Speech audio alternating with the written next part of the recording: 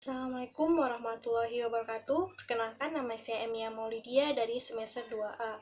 Di sini saya akan mereview materi tugas mata kuliah Hukum Pidana pertemuan kedua dengan dosen Profesor Dr. Heni Nuraini SHMH dan asisten dosen Dr. Muhammad Rendi Ariandani SHMH. Yang pertama yaitu ada sumber hukum dibagi menjadi dua, yaitu hukum tertulis dan tidak tertulis.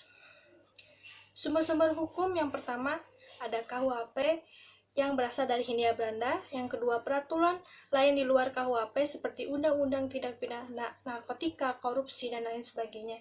Yang ketiga ada memori penjelasan KUHP pidana.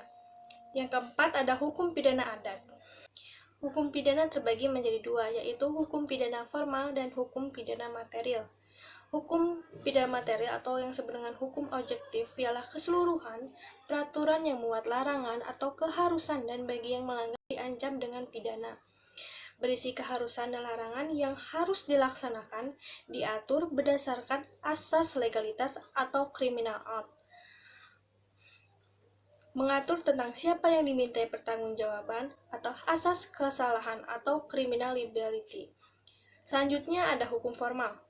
Hukum formal adalah keseluruhan peraturan yang memuat hak atau cara negara untuk menerapkan atau memberikan pemindanaan terhadap oleh aparat penegak hukum atau criminal procedure. Contohnya KUH pidana untuk Undang-Undang Nomor 8 Tahun 1981. Selanjutnya pembagian kitab Undang-Undang Hukum Pidana. Yang pertama ada bagian bersifat umum, ialah berlaku untuk seluruh lapangan hukum pidana, baik yang terdapat dalam KUH pidana maupun di luar KUH pidana. Diatur dalam buku 1 yaitu pasal 1 sampai 103. Yang kedua bagian khusus.